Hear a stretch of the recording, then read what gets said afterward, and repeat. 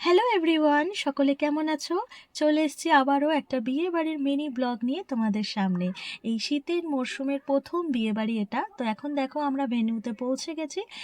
আর সবার প্রথমে যেটা বলবো সেটা হলো আজকে যার বিয়ে অর্থাৎ মেয়ে যে, সে কিন্তু আমার শ্বশুরবাড়ির পাড়ারই মেয়ে। তবে ওদের পৈতৃক বাড়ি আহিরিটলাতে, তাই বিয়ের সমস্ত অনুষ্ঠান কিন্তু ওদের এখান থেকেই হচ্ছে। তাই যে কারণে আমরা বাবার সাথে, মা, আমি ছেলেকে নিয়ে চলে এসেছি। আর আসার সাথে সাথে সাথেই দেখছি যে বিয়ের অনুষ্ঠান তো শুরু হয়ে গেছে। আর এখানে দেখো এই মেয়েটি হচ্ছে আমার একদম ছোট্ট দুষ্টু মিষ্টি একটা স্টুডেন্ট, বোনও বলতে পারো। তো এখনও অনেক বড় হয়ে গেছে, আর এখানে আমাকে দেখেও কিন্তু ভীষণই অবাক হয়েছিল। যাই হোক, দেখো এখন বিয়ের অনুষ্ঠান চলছে। আরও একটা কথা বলে রাখি, আজকে যার বিয়ে হচ্ছে সেও কিন্তু একসময় আমার স্টুডেন্ট ছিল। তো বিয়ে বাড়ি মানেই তো গল্প, আড্ডা, মজা, নানান কথা, তাই না? সবার সাথে দেখা হওয়া, সেই সমস্ত কিছুই কিন্তু এখন চলছে।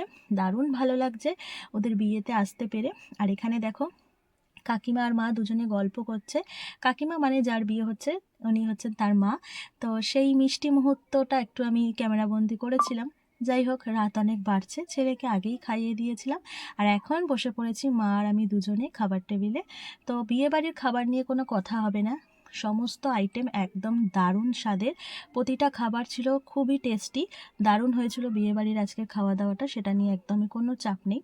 তো তারপরে দেখো, আমরা খাওয়া দাওয়া সেরে উঠতে না উঠতেই দেখলাম বিয়ে কমপ্লিট। আর বর কনেকে একবার দেখিয়ে দিই, তাই ভাবলাম এবার ফেরার পালা। সব শেষে ছিল পান, নিচ থেকে পানের স্টল থেকে পান নিয়ে নিলাম। তো কেমন লাগলো আমার ভিডিওটা জানিও।